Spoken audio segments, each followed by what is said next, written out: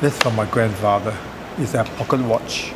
When last time they used to wear Thong, meaning you can see this is a short chain.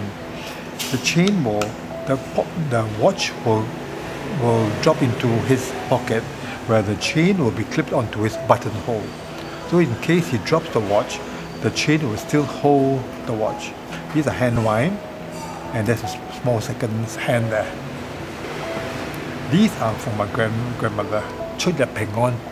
This is very important to the Chinese or to the Asians. Yeah, wishing everybody safe journey. And these are pendants with two sides, and these are three-dimensional ones. These are nowadays they have flat pieces without the front. But this one is flat on one side, three-dimensional on the other side. This piece has two three-dimensional, and it's a thicker piece.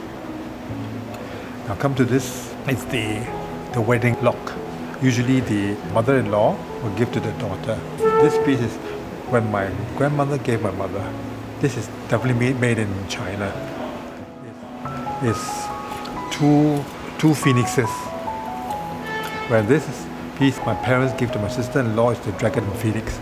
All these are auspicious creatures, wishing well to the newlyweds. Usually they hope that the grandparents or parents would hope that who he gives it to will treasure it and not really just melt. A lot of young people now will just melt it away or just give it away. They just want money instead of keeping this memory-sake jewelry. So they think I will hold on to them longer than selling them away. This one is, I recently got it from my aunt. She said, since I'm the eldest in the third generation, yeah, so I should have this pocket watch of my grandfather and these three pendants of my grandmother. She also gave me my grandmother's engagement ring. Oh, that's a very nice piece. It's an all cut diamond, meaning that all the facets are not of equal size. The luster is not good, but it's the sentimental value that counts. Very simple setting. Yeah, we have this. My grandmother also she's not Nyonya, but she has a headpiece on. She wears the bun at the back. So a lot of these hairpins, she will wear it during her special occasion. Even this comb, she will wear it on both sides of the hair. And some of these pins were for special occasion, but not this one. We just got it from another friend of ours. Yeah, but both of these pins are hers. All these can be used as brooches also. Is that for the hair and for the clothes? If she's wearing something plain and simple, she will wear this as brooches. I would wear the diamond because it's just a solitaire diamond, and it's so small that it only fits my last pinky finger. So it's just if you don't look at it, it's just like a stone that shines a little bit. It's not like the new diamonds now that's machine polished that really glitters a lot.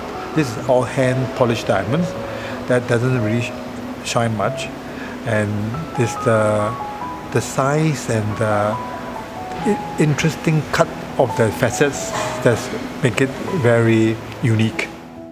Really passed down to the eldest of the family, meaning my father was the eldest, then I'm the eldest of the grandchildren, so I'm fortunate enough to have inherited most of their personal items. Some of these pieces are like not traditional anymore, meaning that a lot of family don't carry this because there's no chance to wear.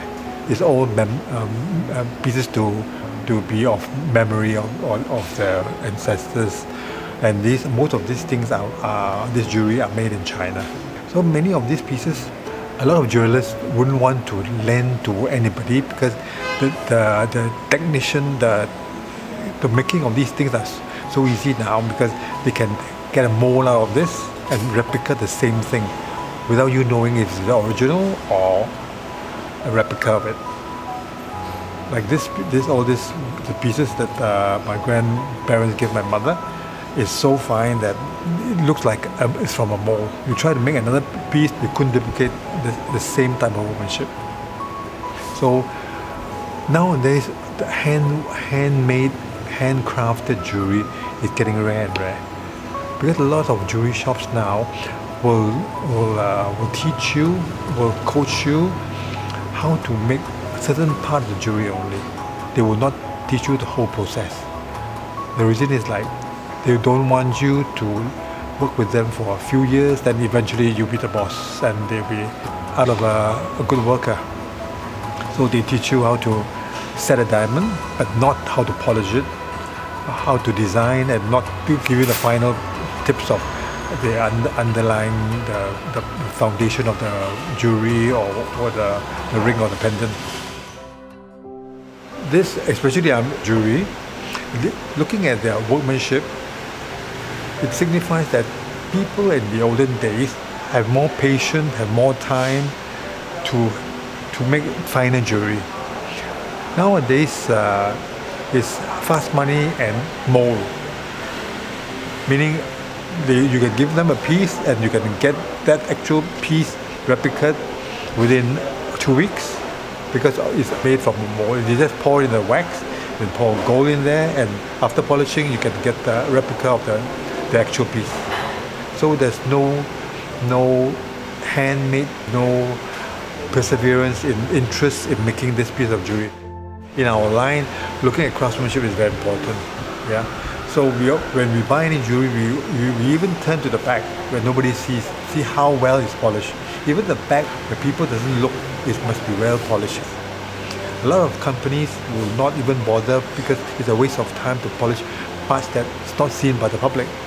So it's not the way to do it.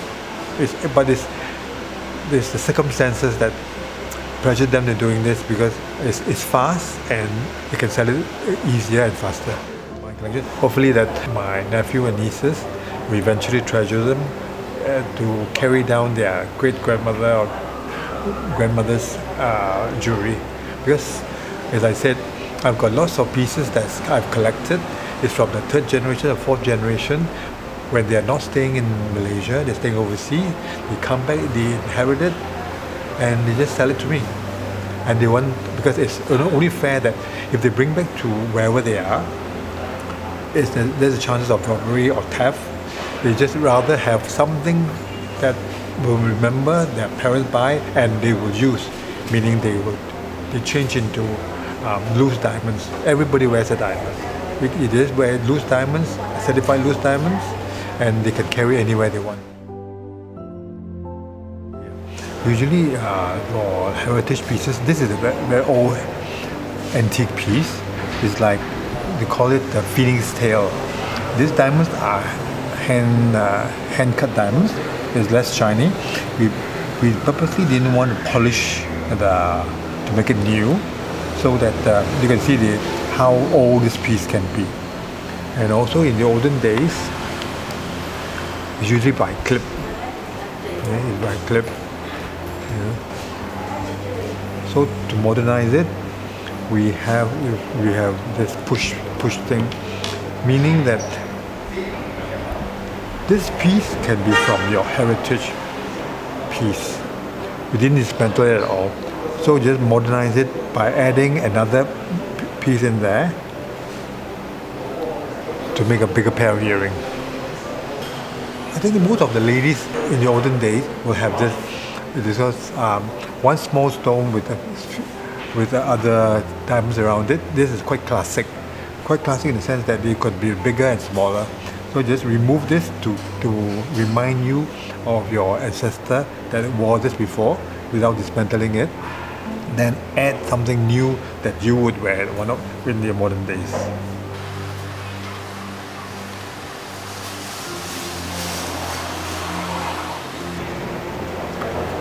Hand-cut diamond and new diamonds. These are machine cut, these are hand cut. See, the diamonds are not even round.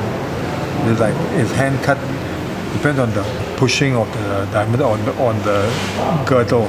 Actually nowadays, a lot of big names in France or in Italy, they're creating jewelry with hand cut diamonds. It's a cycle. So what's fashionable in the olden days, now it's coming back into fashion. And first thing is not precise.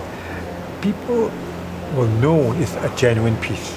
If it's too precise, even like pearls, the costume jewelry pearl and the real pearl, if it's too round, it's too perfect, it could be a costume jewelry, a fake piece.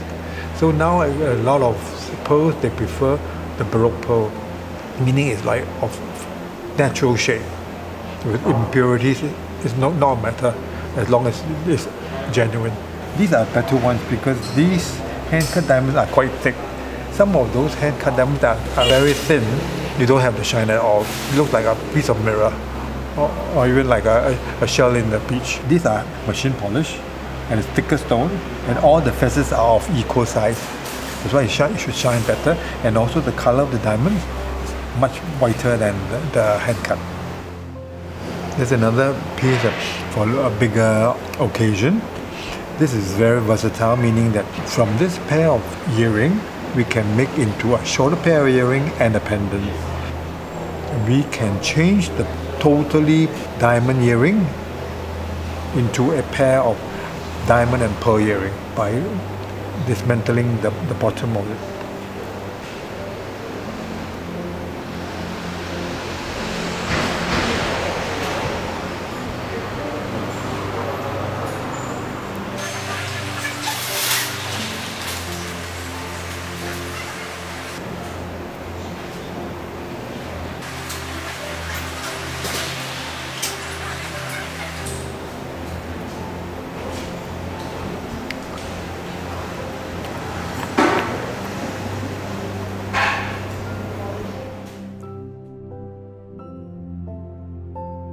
Usually for weddings, especially Chinese weddings, during the tea ceremony, the parents of the bride and groom will give the son and the daughter-in-law two gifts, one gift each. But from the mother-in-law to the bride, a pair of earrings is tradition to signify that she will be a good daughter-in-law and listen and try to serve the mother-in-law. That's old tradition ways of thinking. Earring meaning wearing your ear, that you will listen to what the mother-in-law teaches you and everything. But this tradition, nowadays, it's quite an open thing. So the next one is the Loong, prosperity and longevity for the couple. So it started, usually it was like the Chinese character is Hei, double happiness is always on there. So these are the lighter ones. There's always the dragon and phoenix. Dragon meaning the male and the phoenix the female. And this one is the bigger version. Depends on the family. If they are well enough to do, they will buy. But some of the families will also borrow just for the tea ceremony. It's not a must thing. It depends on how comfortable they are with all this. But the earring is, I think, it's usually a must for all weddings. In the 70s, all these Loong it wasn't in trend. It was very modernized that time. But the Loong only came back in the 80s and 90s. So meaning that after some time, the old tradition comes back. It's like a circle. Everything, even like fashion, everything comes back after a while. It started off from Hong Kong and China, but in Malaysia we don't have that much. But because with the influence of the television, so and also the bridal promoters, they will try to introduce as much as possible to follow the Chinese tradition. So in a way also pushing sales. So far, I don't have any customer coming in to asking for all this, but they will buy some gold. Don't have to be Sei Leong. Sei Leong gum is quite a substantial amount. Sei Leong gum is like 4 tiles of gold. It's like quite a lot. It's like 1 gram is 200 something. It's 240 ringgit. So Sei Leong is like it's a lot of money, you know. So to ask for that, I think there's a lot of young people would rather go for a vacation wedding. So all this gold you can't wear, it's not safe to wear. You just give them, it's like a token. Might as well give them money and put it in the bank or as like a security rather than, it's not wearable, not safe to wear. Oh yeah, that's a new tradition. Nobody will bother to wear this. It's just signifying fertility. Yeah, starts from China and Hong Kong also. So Malaysia is following this trend, and also most of these jewelry are made in China. Locally, they don't have. These are all mold. It looks thick, but it's not thick. It's hollow at the back. It's very thin. You don't handle it properly, it just dents it easily. This just fertility. Usually they will be given during the tea ceremony also. Hopefully that the mother-in-law hopes that the new daughter-in-law will give her more grandchildren. Usually I go to Hong Kong like 2 or 3 times a year to see what's up in the market and what's trendy and what's practical also. Some of them are like over the board, we don't bother with it. These are quite interesting and quite gimmicky, and the younger generation don't mind having a fun during their wedding, so they don't mind having it. These are not expensive. So the mother-in-law will love to have more grandchildren, definitely. So they will give it to the daughter-in-law. Yellow gold still takes some time to be in fashion for the young people. The younger generation would prefer white gold. So, but white gold, we cannot just melt the white gold down and remake something else, because there's too many impurities in the white gold, so it becomes brittle. So a lot of my customer comes when they want white gold. I rather advise them to buy yellow gold and replace white gold for them. So when they are not keen with that design anymore, they're still able to melt them and make something else. This piece, I got it really a long time ago. When I first came back from Hong Kong, one of my schoolmates came back from, I think, America, and asked me if I'm interested in this piece. Handed down to him by his grandparents, and he's not going to carry this back to America. It's like no use to him, and I got it with quite a good deal, yeah. And it's as a pair. Until now, we're not very sure what this piece is for. Some people say it's a wedding veil, but some people say, because I have a mirror copy of it, a mirror piece. I've got 2 pieces of the same thing, and they say it's a bed decoration, one on each side of the bed. It's so intricate, made of pure gold, handmade, and there are figurines there. The figurine story is the 8 immortals, very well made, and you can even see the expression of their faces in there. This one time was contacted by a museum overseas. They want to buy it from me, and I don't think I want to give it to them. Once it's released to them, it's no longer in Malaysia anymore, and then we will lose this heritage. This piece is definitely made in China, and at least over 100 years. Because if you look at the stitching at the back, it was supposed to be green color. It's nearly white already. So we protected in this glass case. We're not handling it at all. It's so intricate, you cannot polish it at all. Luckily, this is pure gold. Pure gold that's not tarnished. It's like that ever since I got it. Like, I've got it in this shop at least 50 years already, and it's still as good as new. This could be even more older than 100 years. Well, there's 2 techniques. One is like a thin piece of metal, then you hammer from the back to have the 3-dimensional feeling. The bottom part is all hand, something like weaving. A more thin gold thread, they weave into all this. The top part and the bottom part are totally different type of workmanship. It's not as easy as it looks, because these are really the old seafood type of workmanship. It is a very rare piece. From our side is from Canton. We are from the south of China. In Fujian or something, they have another style of jewelry. So every province in China has their different style of jewelry. So it depends on this piece This is supposed to be a Nyonya piece. I'm very surprised that it came from China. And also the 8 Immortals. Who will use the 8 Immortals for a bit? Also, it could be for safety or for auspicious things. It's a protection type of thing. When the olden days, like my grandfather, when they come to Malaysia, Lam Yeong they call it, so they just come because it's such a free port. You can bring whatever you want, and gold in that olden days is cheap. During like my ancestral home, when my grandfather bought the house, all this type of the furniture was given to him free, even with crockery. Now this furniture, and somebody told me, is worth the weight in gold, meaning that you don't buy pieces by the piece, you buy the pieces by the weight of the chair. Now a lot of China people are coming back to Malaysia to buy and bring back to China.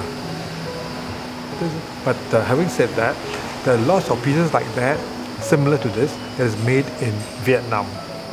But the Vietnam pieces, you can see the difference that the mother of pearl is not, you don't have the rainbow color. It's not the natural shell colors. It's just white. In the olden days, there were no television, no entertainment. So the craftsmen spend more of their time making a piece of jewelry more intricate. Every nooks and corners, they bother to have a design in there. So the intricacy and the accuracy and the fine work is all in there. Even look at the border of the thing, there are lions and tigers and phoenixes at the bottom. It's like every corner, every little detail is different. Nowadays, you can't find that anymore. In the olden days, the newborn will have an anklet or bracelet. But now I created with something quite interesting, meaning without asking the year of their birth, we can see it from the pendant they're wearing. I created the Chinese zodiac, like this is the year of the ox, and with the baby's initial showed it onto it. But this one takes time to make, because once we crafted it out, only we showed it onto the animal of that year. This piece is a bit of modern. It's a rat with the initial AC, also for newborn baby. This is lighter because of the rat is flat, whereas the ox is 3D, three-dimensional, is heavier. This takes around 10 days to craft the initial and to shoulder it onto the animal and to repolish again. If the animals are available, the process of making it will be faster. It all started from a good friend of mine that has this new grandson, and I was thinking like I want to give them more personal thing, and they expect a personal design from me. So I was thinking high and low, I don't know what I want to give them.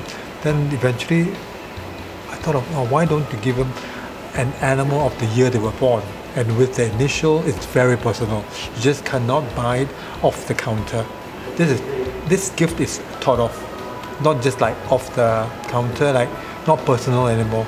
If I wanted to be more spendthrift, I'll put their birthstone onto the pendant. There's the birthstone for every month. So the animal is the year, the birthstone will be the month, and the initial. So that's definitely very for this person or this baby only. You need to source the birthstone, because for this pendant is not big. You cannot find a big stone and put it in there. It will be overpowering the whole thing. You need to have a small stone to complement the whole piece. Usually it's personal friends that will give me time to make. A lot of the walk-ins and my customers that come in, they do not have the time for me. Usually a lot of customers or friends will not really bother with personal gifts. You just buy things off the counter and just give. Because this one, as I said, it takes 10 days to 15 days to craft this. And when they need to give a gift to the newborn, they want immediate off-the-counter gifts. This cannot be off-the-counter. Definitely a unique piece. There's no second piece. And you did ask me if I can have Chinese characters instead of initials. Yes, but Chinese characters sometimes have got many strokes. The Chinese characters will be bigger than this alphabet. So the intricacy of the strokes are too fine to be incorporated in small pieces.